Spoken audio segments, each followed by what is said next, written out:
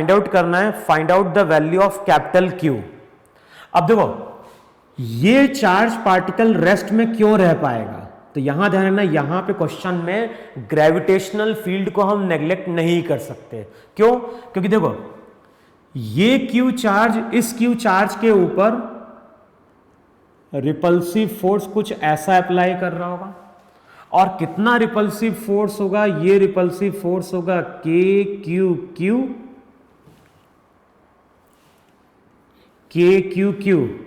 अब distance check करो यार, डिस्टेंस क्या होगा यहां पे, तो पहले तो ये डिस्टेंस निकाल लो यहां पे यार, बताओ ये डायगोनल का हाफ है कि नहीं है वहां पे, ये ए, तो ये पूरा कितना हो गया, ये हो गया a√2, और उसको डिवाइड करोगे तो ये डिस्टेंस चेक करो a/√2 होगा कि नहीं होगा, यहां से लेके यहां तक का डिस्टेंस मैं बोल रहा हूं, देखो है कि नहीं वहां पे, ये हो गया a√2 ये डिस्टेंस, और हमें a√2 का हाफ करना है, तो ये हो जाएगा वहां पे कितना a/√2।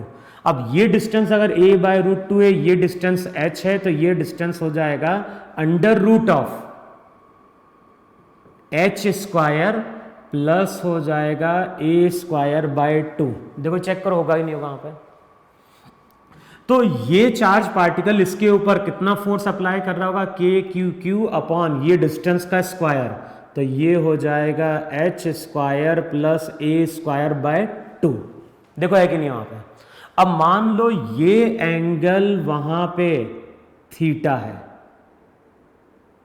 ये एंगल अगर थीटा है तो चेक करो यहां पे ये एंगल भी तुम्हारा क्या होगा, थीटा होगा। अब देखोगे तो इस फोर्स का एक कंपोनेंट ऊपर की ओर आएगा, वो होगा F cos थीटा, और इसी फोर्स का एक और कंपोनेंट आएगा जो इसके क्या होगा, पैरेलल जा रहा होगा प्लेन के, और वो होगा F sin थीटा। अब थोड़ा इमेजिन करो यार, यहां पे अगर एक डायगनली क्यू चार्ज है तो यहां पे भी एक डायगनली क्यू चार्ज है, हम डायगनल की बात कर रहे हैं, ये स्क्वायर है, उसका अगर एक डायगनल यहां पे तो एक डायगनल यहां पे, और चार्ज यहां कहीं है कि नहीं।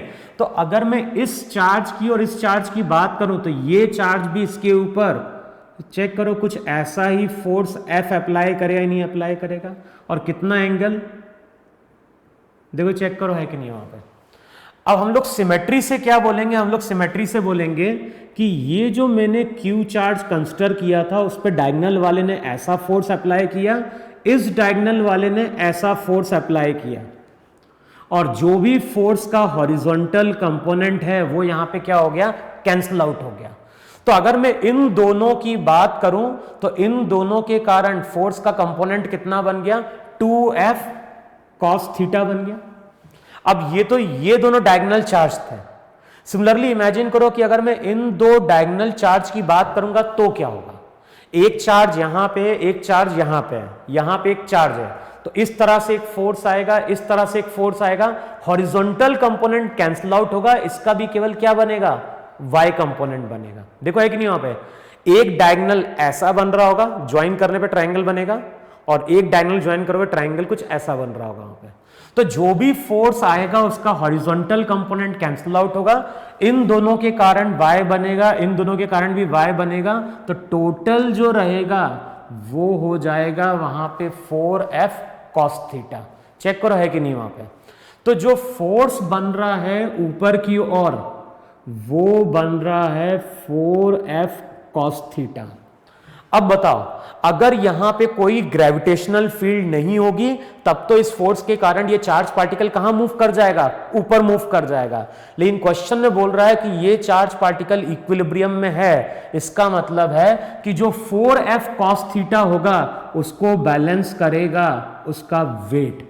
तो जिस चार्ज की हम बात कर रहे हैं उस चार्ज पार्टिकल का वहां पे क्या होना चाहिए, मास होना चाहिए। तो क्वेश्चन में बोल रहा है कि चार्ज पार्टिकल का मास कितना लेके चलना है वहां पे, m। नहीं, क्वेश्चन में क्या पूछा था, find out the mass of charge capital Q। देखो ये था ना, find out the mass of charge capital Q so that it remains in equilibrium for the given situation. तो हमें फाइंड आउट क्या करना है, हमें फाइंड आउट करना है इस पार्टिकल का मास। तो अब क्या करना है, 4F cos थीटा किसके बराबर, mg के बराबर। तो m का मतलब क्या हो गया, 4F कॉस थीटा बाय क्या हो गया जी। देखो चेक करो है कि नहीं है। अब सबकी वैल्यू पुट कर दो यहां पे 4 बाय जी। एफ का मतलब क्या हो गया, एफ का मतलब हो गया के Q Q upon H square plus A square by 2 into cos theta. अब इस ट्राइंगल में चेक करो कॉस थीटा क्या होगा, कॉस थीटा हो जाएगा बेस अपॉन हाइपोटेनियस, और हाइपोटेनियस का मतलब हो गया H square plus A square by 2। तो यही वहां पे इस पार्टिकल का क्या होगा, मास रहा होगा। क्लियर हुआ? तो इस क्वेश्चन को नोट डाउन करो और मैं अगला क्वेश्चन वहां पे अब क्या कर रहा हूं, डिक्टेट कर रहा हूं। क्लियर हुआ? के की वैल्यू वहां पे पुट कर देना 1/4 पाई एप्सिलॉन नॉट।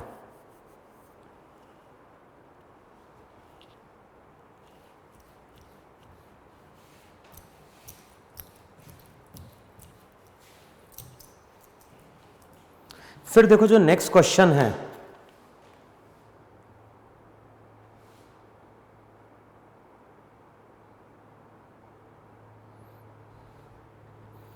देखो नेक्स्ट जो क्वेश्चन है ये देखोगे बुक में भी दिया हुआ है, ये भी क्वेश्चन इक्विलिब्रियम का है, मॉडल में भी ये क्वेश्चन है। क्वेश्चन में क्या बोल रहा है, क्वेश्चन में बोल रहा है two identical charge sphere are suspended by string of equal length, each string makes an angle theta with the vertical when suspended in a liquid of density 0.8 gram per cc, the angle remains the same. What is the dielectric constant of the liquid? मैंने बोला भी था last case में कि कई बार हम dielectric constant भी बोलते हैं या फिर रिलेटिव परमिटिविटी भी बोलते हैं। तो क्वेश्चन में क्या बोल रहा है, what is the dielectric constant of the liquid, density of the material of the sphere is 1.6 ग्राम पर सीसी। तो ये चीजें हमें दी हुई है। अब क्वेश्चन में देखो क्या इंफॉर्मेशन दी हुई है, क्वेश्चन में इंफॉर्मेशन दी हुई है कि हमारे पास दो बॉल है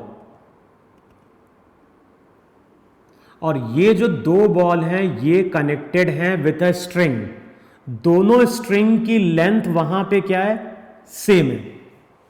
देखो क्वेश्चन में ऐसा बोल रहा है, नहीं बोल रहा है two identical charge sphere are suspended by string of equal length, तो दोनों की स्ट्रिंग की लेंथ सेम है।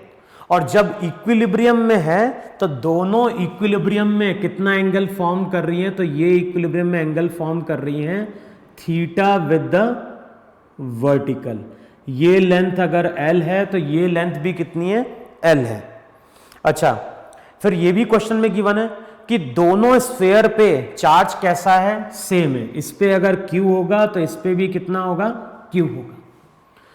अब बताओ इन दोनों के बीच का अगर डिस्टेंस कितना है, x, तो कूलम्स का जो लॉ है उसके अकॉर्डिंग क्या होगा, ये Q इसके ऊपर रिपल्सिव फोर्स ऐसे अप्लाई कर रहा होगा और ये इसके ऊपर रिपल्सिव फोर्स कुछ इस तरह से अप्लाई कर रहा होगा नहीं होगा?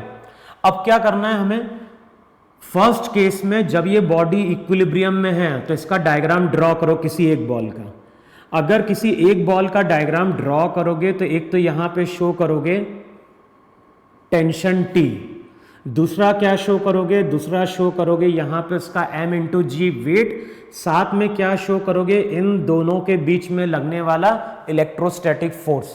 तो ये बॉल भी इक्विलिब्रियम में है, ये बॉल भी इक्विलिब्रियम में है, और हम लोग क्या कर रहे हैं, किसी एक बॉल की यहां पे स्टडी कर रहे हैं।